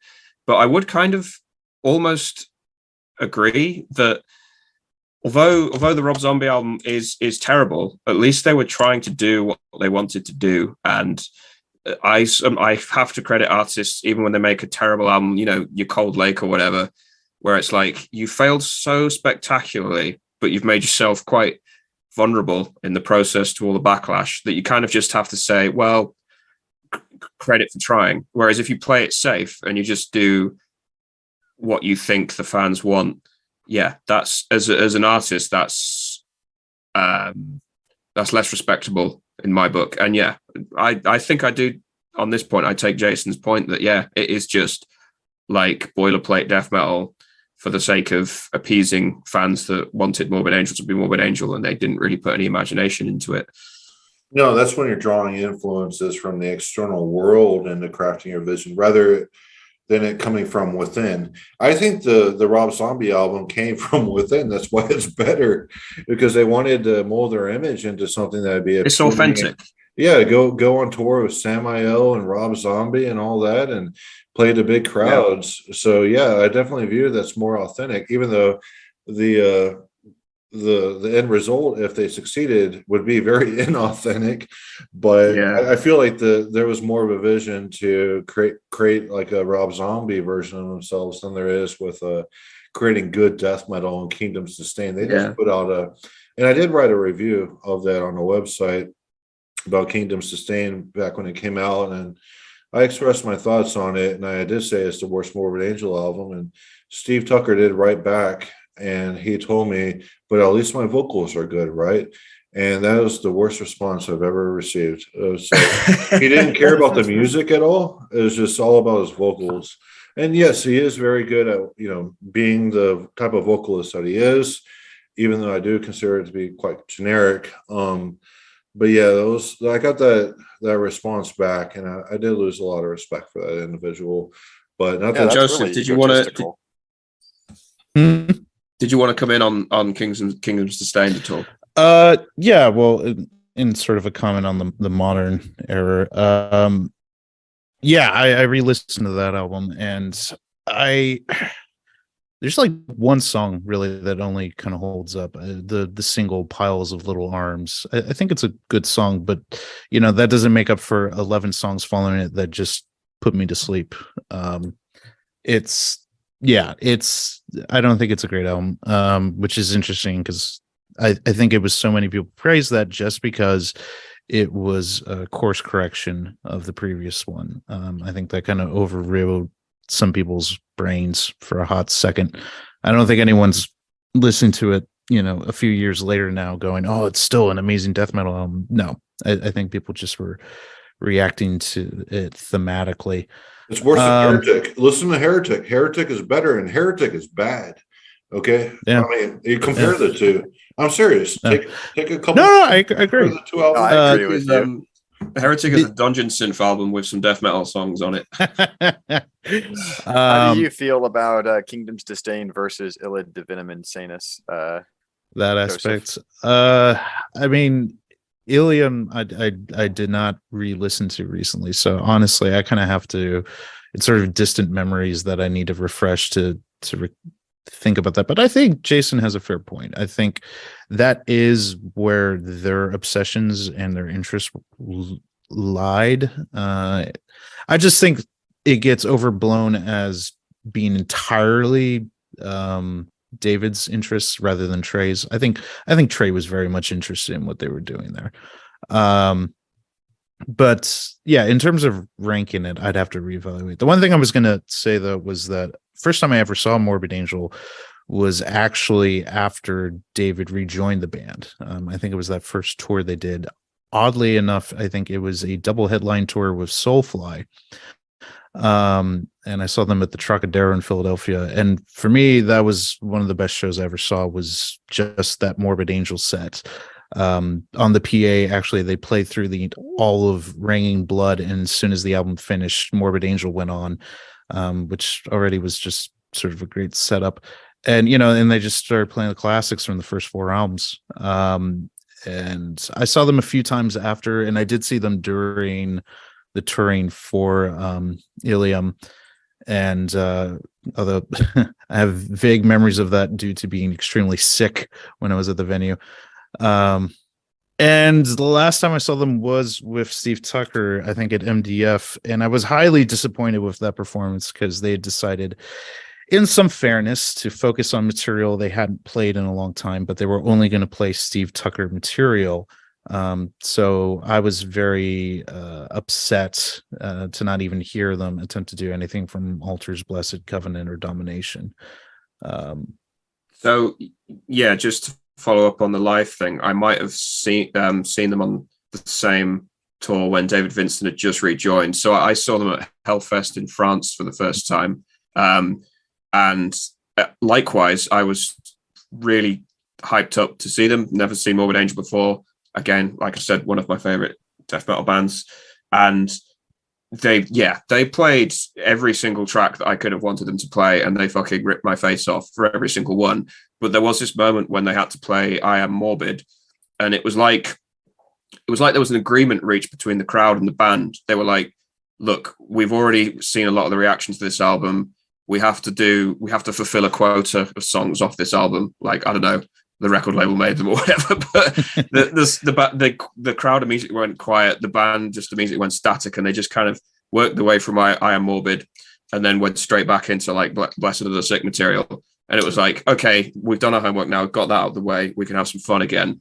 And yeah, that was up there in like top 10 live shows. That might have been a little later than me, because when I saw them, that Ilium had not come out. I think it was. Oh right, okay. It was even before. Oh, it may have been a couple of years later, but yeah, I was supposed to see them again in 2019 with the Steve Tucker lineup, but for some reason he couldn't get his visa sorted, so like the show got cancelled, so they couldn't come to the UK. But again, I think that would have been just the Steve Tucker set, but as is already clear, I would have been quite happy with that because I rate the Steve Tucker albums and I was kind of up for that. But yeah, for some reason idiot couldn't sort of work out how to get his visa sorted to tour the UK and Europe. But yeah, that's by the by. So yeah, because Ilium, sorry, just go on. Quick note: Ilium came out in 2011, and David Vincent was back in the band in 2004. So there was a good 6 years at least, where they toured before it came out. Although I do think, as a single, even a couple years before Ilium, they were playing like I'm Morbid or whatever the hell that song was. I can't specifically remember the year. It would have been around 2011, which is sounds about right, because I think I went to Hellfest around then. So yeah. We haven't talked about Eric Rutan yet. No, we haven't. Jason wants to talk about Eric Rutan. So I know about this guy named Eric Rutan who played on that Domination album that you like, Joseph. But anyway, I have kind of like a mixed relationship with Eric Rutan. I did send him a book by Schopenhauer for him to check out, and it's called The Wisdom of Life or something like that. But so back when I was a teenager, back when Gateways came out and he formed Hate Eternal, and he decided to leave Morbid Angel, I was a teenager and very upset. That is like, dude, you're part of the best band ever, you're breaking off to this other band. And so I wrote him a nasty email, and I started lambasting Hate Eternal to him, and he responded. Jealousy sucks, don't it? Fuck you. And so I kind of held that with me a little bit. And so Hate Eternal did what Hate Eternal did, very successful band, doing what they're doing. I don't consider it 100% death metal. I think it's kind of like a mixture of like prototype deathcore. But we can talk about the musical aspects of that band in a different episode. But anyway, but yes, Eric Rutan, he was, obviously a part of Ripping Corpse and came down to Tampa to make it big. And back when Aces Records was around, which was the main metal record shop in Tampa back when death metal was thriving there, he had a bubblegum machine that he set up there just to make some extra money. And so he was a very business-minded individual about success and all that. But anyway, years later, actually, I was at a Hate Eternal show when I was, I'd say, 18 or 19. And he dedicated a song to me, and it was "To Know Thy Enemies" or something like that he said. He was pointing straight at me, and it's like, "Yes, this is dedicated to you." And I just gave him a blink stare, and he was like, "To you, I dedicate this," and over. And I was just like, "Oh, you're pointing to me." I was like, "Oh, I'm so scared." But anyway, I did make amends with this Eric Rutan guy, and so I know my friend who introduced me to extreme metal, Alan Moses, who ran the fan club of Morbid Angel, went on tour with them, et cetera, was friendly with Eric Rutan because Alan worked at Aces and all that, and there's history there. And Ripping Corpse was in his book Glorious Times. So I got back in touch with Eric Rutan, and I sent him I sent some good craft. It's like, hey, we've actually played the same festival, so I'm not really jealous of you anymore. Like that initial response he sent me went back when I was a kid, and I sent him some Schopenhauer to ground himself. But anyway, yeah, that's my anecdote about Eric Rutan, who played on Domination, and he toured with Morbid Angel, in different eras of Morbid Angel. Another interesting thing, which might just confirm more for you why you don't like him, he also played on Gateways. Yeah, he did. Yeah, I know that, but he also runs Mana Recording Studios. That's where I sent the package. Well, yeah. I mean, I think his biggest thing has been working as producer. I mean, he's worked with a lot of bands. I think as well, like, as with anything fitting in with the Morbid Angel framework, it all comes back to how someone is going to fit in with Trey, and like fitting in a guitarist with Trey, because he's sort of three guitarists in one. It takes someone special, and Rutan, like, obviously we disagree over Gateways, but he fit the bill for the time. But it wasn't to last, and I don't think at this point any guitarist could really fit with what Trey is, or what his identity as a guitarist. It's probably just someone like Brunelle, who had more musical theory and knowledge behind him that could ground Trey. That's my opinion. Like Eric Rutan, Trey is Bacchus, and he needs Apollo to ground him. or he's Mozart, and he needs Haydn to ground him. Well, yeah. The with the references we've made about, like, rock stars and certainly guitarist personalities, it's definitely true. Band dynamics, and even at their best, can often only burn brightly for maybe an album or two, maybe three, until things start getting in the way. I just watched, it became available on Showtime. I watched the documentary on Dio, and it was, very apparent, just sort of like the conflicts that would play, whether it was Rainbow or Black Sabbath, with, guitarists who felt like, this is my band. You're just here to help me out. And, often that kind of playing. And then, of course, Dio, when he went solo, viewing as his band, and that becoming a bit of a conflict for other members. Yeah, it's like a thing, especially, again, it comes back to the vocalist in particular, because even in death metal and black metal, where the vocals are distorted, and you do sometimes get more imitation than cleanly sung styles, there is still that the vocalist is the centerpiece and kind of makes the identity of the band. So it's always going to create more tension than replacing a bassist or a rhythm guitarist or whatever. Oh, for sure. Fortunately, I usually feel like the vocals are secondary in most of the music that I enjoy, and joke around to my friends, especially ones that are into post-hardcore derived brands of metal like deathcore, metalcore, and they talk about how awesome and varied the techniques of some vocalists like Will Ramos from Lorna Shore is. I'll say, I prefer, that older death metal where the vocalist is turned down really low in the mix and has a bunch of reverb, and you can almost not tell that there is a vocalist. It sounds like somebody kind of just doing some kind of harsh vocals really far off in a cave. I'm exaggerating a bit just to kind of irritate them, but yeah. Well, I mean, we talked about it here, and maybe Morbid Angel is more of that unique situation, but I think we all kind of agree that as a vocalist and sort of the impression that the vocalist can make on the band, David Vincent did a better job than Steve Tucker.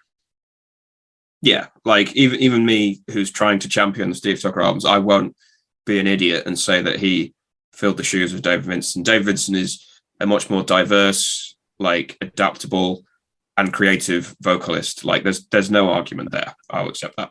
Or going back to our previous conversation of Mayhem, comparing Attila and Maniac, it's very different, and I think it creates very different type of band in many ways. Yeah, and it's also, vocals are a deeply personal thing. Like they're literally the sound of your voice, and although vocalists, they train and they particularly one of Attila's caliber, they are very talented and they go through a lot of training to control their voice and manipulate it in certain ways. But ultimately, it is their voice. Whereas if you were to hit a note on a piano and I was to hit a note on the piano, it would sound exactly the same. But if we were to hit the note vocally, it would sound different because they're our voices. Like that's why it's such a personal kind of connection to it, I think. Yeah, I absolutely would agree with you too that David Vincent was by far the best vocalist of Morbid Angel. I would say he's one of the best vocalists ever in metal. Period. I would honestly say that. I would say, yeah, Attila's good. David Vincent's phenomenal. And both are very intelligent people. I've met both individuals. And you can tell, like, David Vincent, when he describes his lyrics, he's looking beyond just sounding cool. He's trying to put in, romanticist references here and there, or Baroque references, or, references that go really far back that have, some, longevity to their meaning into his lyrics. And you don't see that a lot in death metal bands where they're spewing, just adjectives that are very negative. And I feel like Dave Vincent's one of the best scribes of metal. And Tom G. Warrior is great too, but scribing down lyrics, he's one of the best. And then you factor in, the stage presence that he has. He's a great frontman. And then you also consider like the intelligence and all the references he draws in. And he's a complete package. I do believe he should have been a rock star. I believe Morbid Angel should have been, on the radio, been, just propelled to their, populace and the mainstream for people to digest this really great death metal. But yeah, definitely 100%. I view him as one of the best vocalists in metal.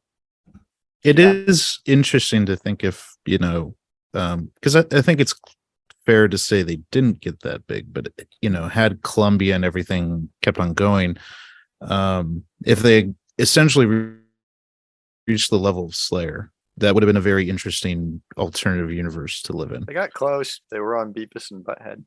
Yeah, well, but a number of bands were, but I don't think any of them ever got to, of the death metal. I don't think any death metal band has ever, at least in the United States, in terms of the fan base, gotten to the level of Slayer.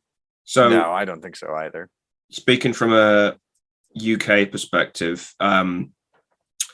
the only band that has kind of entered the mainstream zeitgeist from the extreme metal milieu is Napalm Death, in that they've appeared at Glastonbury, which is one of the biggest music festivals in Europe, but they've appeared on like mainstream BBC radio. They've appeared on BBC. Like they are kind of, you mentioned Napalm Death to a random passerby and they will probably have heard of them. I think if history had a sense of justice, Morbid Angel would be on the same level. And I think that is the ultimate question: is as highly as metalheads rate Morbid Angel, are they underrated?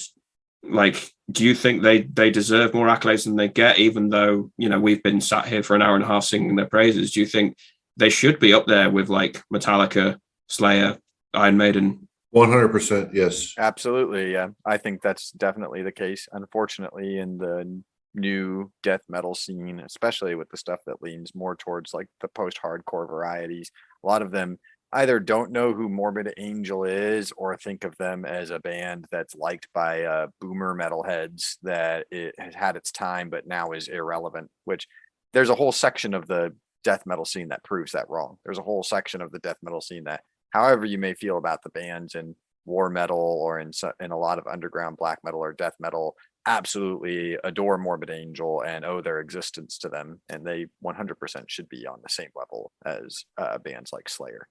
I mean, the irony you mentioned with Napalm, with the connections, especially because of the BBC and John Peel, praising them. In the UK, it is interesting how certain bands, I think domestically in the UK, and probably because of the presence of the BBC and British media, a bigger presence in Europe, but in the States didn't have quite as much.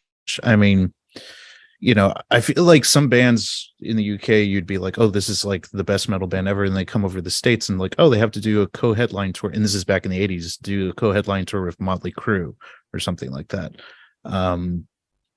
Just sort of weird aspects of that. But no, I think Morbid Angel deserved to be maybe not on the level of Metallica, but certainly I think on the level of Slayer, in terms of Slayer maybe being the best example of a rather extreme band getting mainstream attention.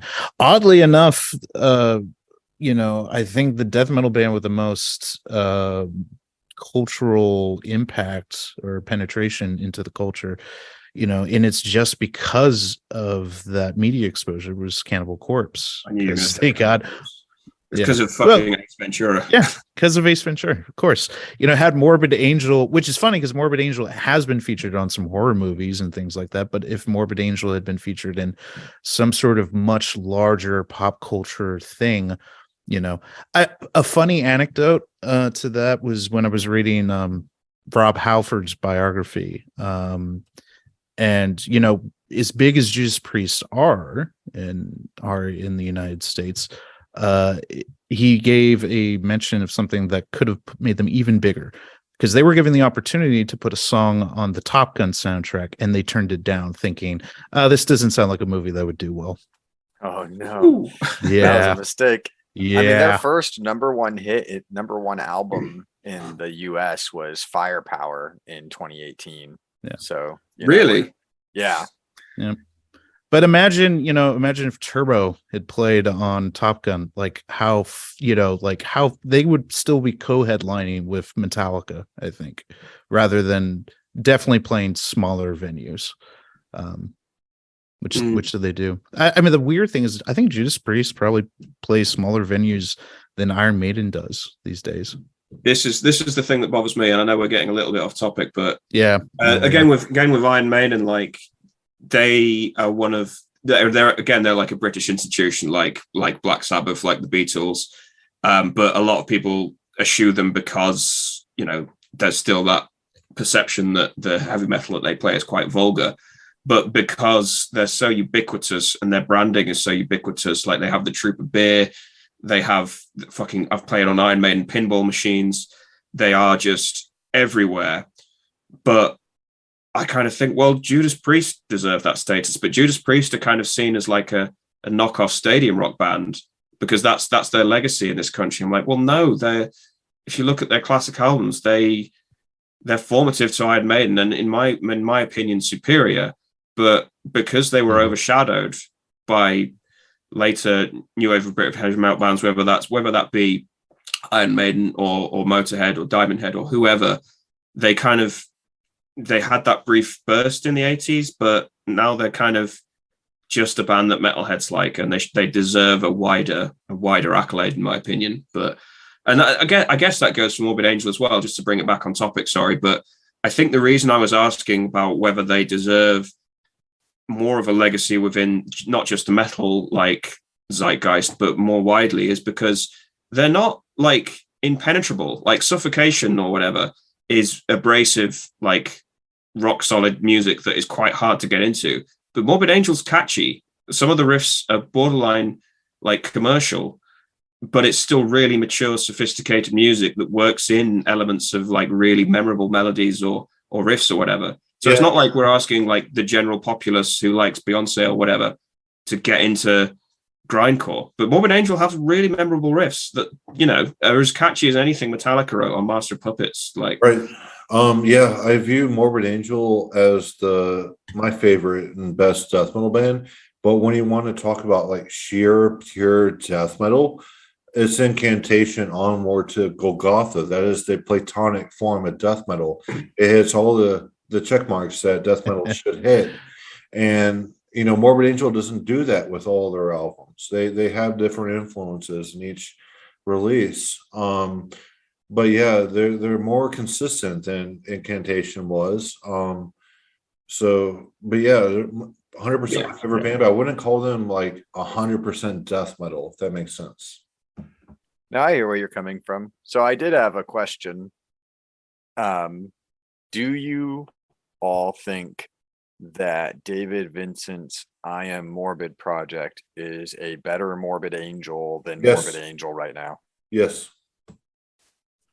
is that I Am Morbid or Ultimas? Am I getting them mixed up? No, he's doing the classic Morbid Angel albums with hired guns. He has Kelly from Pessimist playing on lead guitar, which Kelly wanted to work with me. He saw a video of me playing piano and he wanted to do like a black metal band, which yeah, I did invite him to this podcast, but because I saw Ultimas in at Brutal Assault in the Czech Republic in 2019. That's with Blasphemer from Mayhem, right? Yes. Yeah, and I think I was expecting to see I Am Morbid. I was expecting to see David Vincent cover Morbid Angel, but instead I got Ultimas. I got a bit mixed up, but there was just David Vincent in a leather trench coat and a leather cowboy hat. No, that's around in the rain, Ultimas. and I was a little bit disappointed. Yeah, he's really inspired by like the ancient Roman culture, and I know he had a Project Nero he wanted to do at one point. But going back to topic, I Am Morbid.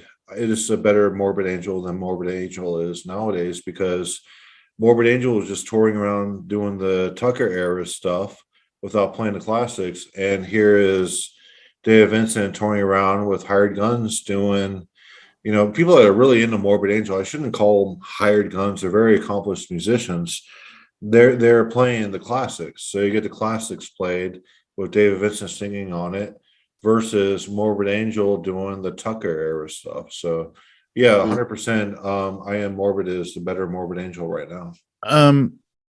I mean, it's a bit of a complicated question because essentially they're doing two different things. When I mentioned the last time I saw Morbid Angel, they were just doing the Tucker stuff, but I have heard that since then, and I think more recent shows, that they've been playing some of the old David Vincent material.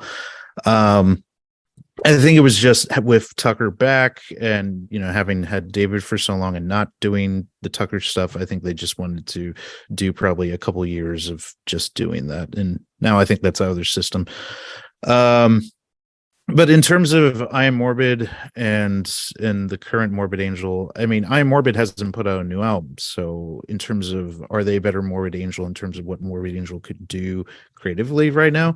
I think that's yet to be said. And I don't even know if they're interested in putting out a material of their own. If they are, I think that will be very curious. And then I could more objectively say which of the two are better. I would certainly say, as a Morbid Angel live experience, I would be more interested in seeing I Am Morbid than I would be in seeing Morbid Angel. So another guest we had on here, David Burke, he did see I Am Morbid, and he told me when we hung out in London after hung out Shelley and Leeds last year that all David Vincent ranted about was like the New World Order, like Alex Jones stuff, and being, you know, the vaccine inoculating us from being human beings and all that. So I don't know what that's about, but I guess David Vincent is into the Alex Jones, and I'm hardly surprised. I was about to say the exact same thing. That doesn't surprise me very, very much. I mean, you know, COVID did many strange things to many people. Well, he's been kind of into those radical, like borderline conspiracy Are we theory gonna go stuff there? since, like No. the days of You want to go domination. there? No, we don't. No. Let's leave it here. No. Let's leave it here. Yeah. Yeah. Like, yeah, to sidestep the politics, but you watch early interviews of David Vincent back in the early 90s, and he's a really articulate, really intelligent guy, as we've already said, but you can see this sort of hyper libertarian streak running through what he says that, you know, at the time it sort of makes sense and he, you know, explains itself very well, but you could see how that could easily evolve into something else. But yeah, I agree. We should probably sidestep that topic for now. But yeah. Yeah. I know. Trey, One last, so bearing in mind, we probably need to wrap up soon, but I have one last take that's not going to go anywhere, but it's just one more comment that I wanted to get in is the only, again, talking about comparable death metal bands, I'm going to hone in on the musicians and say the only comparable guitarist that I've seen both live and studied a lot on record to Trey is Rob Vigner of Immolation. And this is why I give Immolation such props, is because I know that some of their lyrics are a little bit cringe and not everyone rates their albums. No, they're very cringe, not a little bit. They are very well. Okay. Let's set that aside for a second. But you listen to Rob Vigner's solo work and his lead guitar work and his approach to riffing, and also his stage presence as well, because he's a very idiosyncratic guitarist. And I would say out of like the crop of American death metal bands, he's the only comparable guitarist that, not in terms of he has a similar style, he has a very distinct style of his own, but it's comparable to Trey's in that he makes the guitar his own and he brings his own unique kind of version of virtuosity to it. I thought you might say him, actually. Sorry? I thought you might mention him, actually, and I roughly agree. I mean, he's about the only other death metal guitarist I can think of that has a uniquely identifiable style where you hear it and you say, oh, that's Rob. Exactly. He's comparable to Trey in that I would definitely consider him a virtuosic guitarist, a guitarist who is, you know, really trying to create art with what he's doing, and at the same time it has an extremely well-defined live presence that's captivating. He has a singular musical voice, and even with I don't know, I'd be curious. I don't dive into their lyrics too much, but I always thought Close to World Below had pretty fantastic lyrics. It varies from the. No, it's horrible. Father, Jason, you're not a father. Shut up for a Father, you're not a father. It varies from the, oh, that's kind of cool as a line and it's delivered in the right place, and Ross Dolan has a great voice, so it gives it power, to things I would sketch on the back of my notepad when I was 13 at school. Father, you're not a father. You rape me over and over. Like, what the fuck? This is death metal. Like, yes, no, I mean, for me, I know you're like, born, raised Catholic and all that, but no, Jason, Father, you're not a father. Again, it's a tune. It's a tune. Not just in terms of the guitar work, but also the drum work on that track. Like, it's a banger. Come on. I mean, I think it's more mature than some just Hail Satan type stuff, but and at the same time it's trying to be as blasphemous as possible while not being just that sort of Hail Satan type thing. The point of view of those lyrics is him getting a dick in his ass from a priest. That's the point. No, to me, it's, which I think is perfect subject matter for a death metal song, would be the idea of someone who's been raped by a priest getting the revenge, and as they're about to stab the knife through the priest's heart, you know, basically given, here you go, Father, here's my final confession before I cut your fucking throat. It's about God raping Mary. Like, it's not. Again, Immolation and no poets. I do accept Jason's point that the lyrics are not up there with Morbid Angel, but the musicianship on that album and Ross Dolan's delivery carries it along for me and makes it what it is. But I did want this to be a vaguely closing remark, and I did just want to draw a comparison, particularly with the guitar work of Rob Vigner and Trey. I didn't really want to call attention to Immolation's lyrics. We could probably do a whole separate episode on that. Not to shut this down, but what really surprises me about Bob Vigna is how small his cranium is. Like, it makes me have like different views. I think you're going to say that, mate. Big brain doesn't equal intelligence. Like, obviously he's very intelligent, and it might be something else in the brain that causes intelligence. Not the brain it's smooth brain or wrinkled brain. He's very wrinkled brain. He's Yeah. got more wrinkles than most people. Yeah. the dendrites. It's like the dendrites. I think less dendrites equals more intelligence, but dendrites are how like the connections between neurons like branch out and go into nothing. That makes people dumber, but less of them makes you smarter. That's my theory about that. And the cranial. Well, anyway, have any of you heard of this?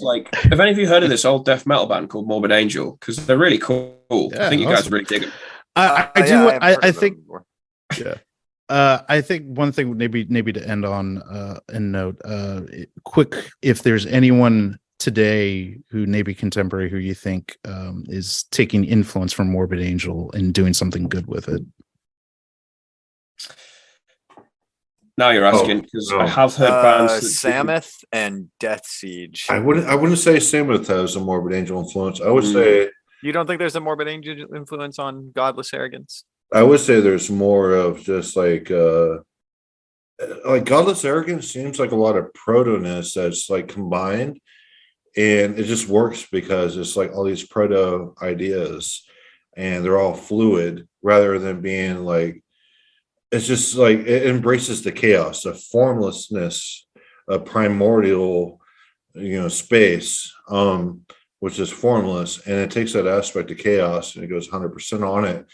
Without I would actually say really even refined. more so on Across the Rhine. Like, at least there's like an Angel Corpse influence in there.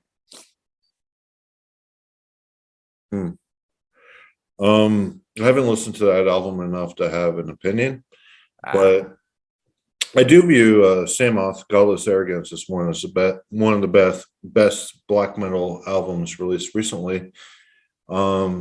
But I don't hear Morbid Angel in that at all. Sorry, I've been drinking some beers, but don't hear Morbid Angel in that.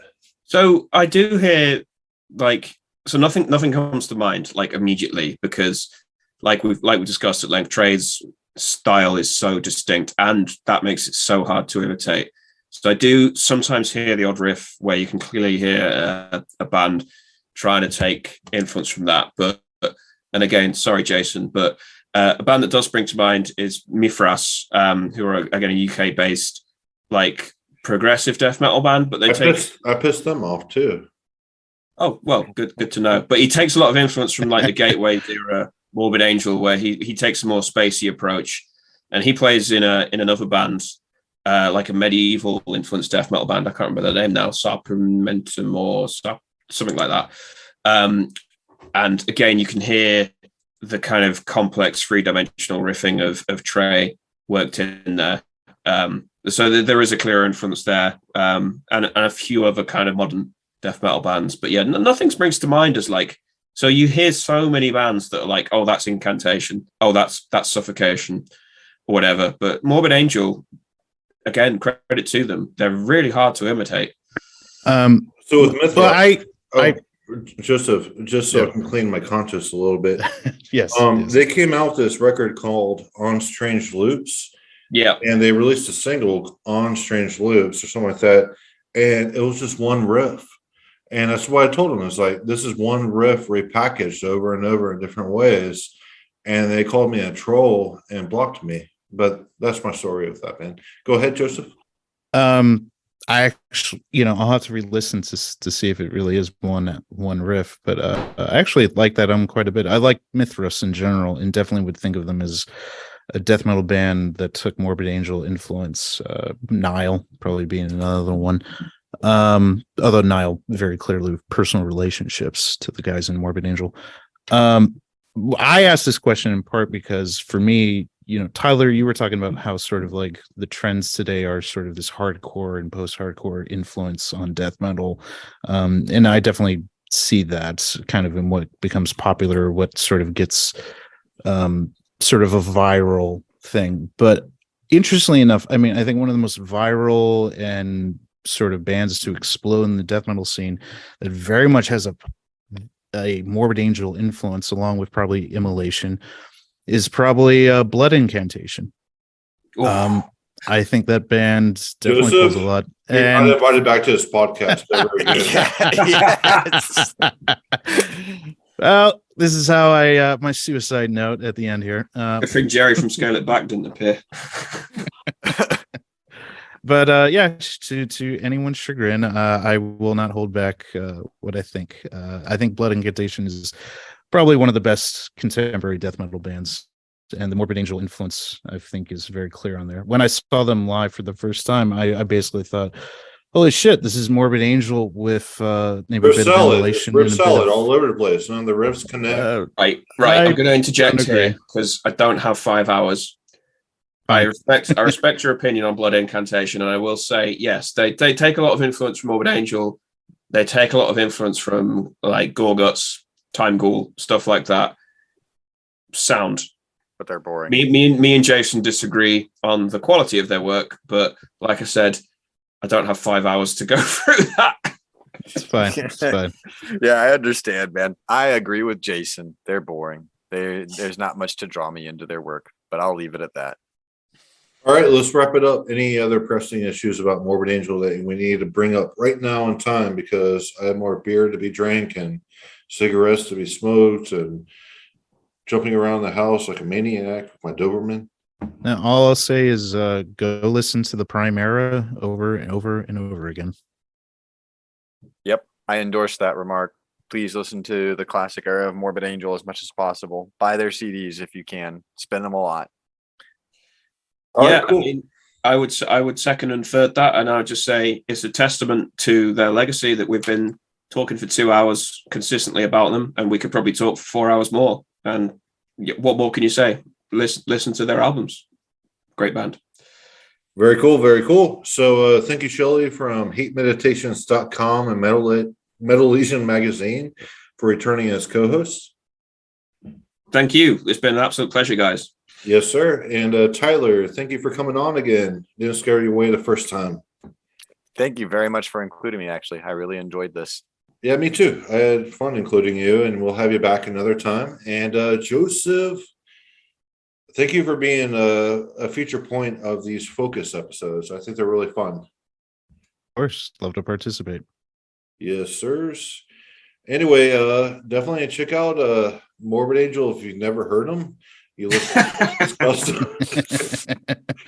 Very cool band and all that. So cheers and hails from Texas.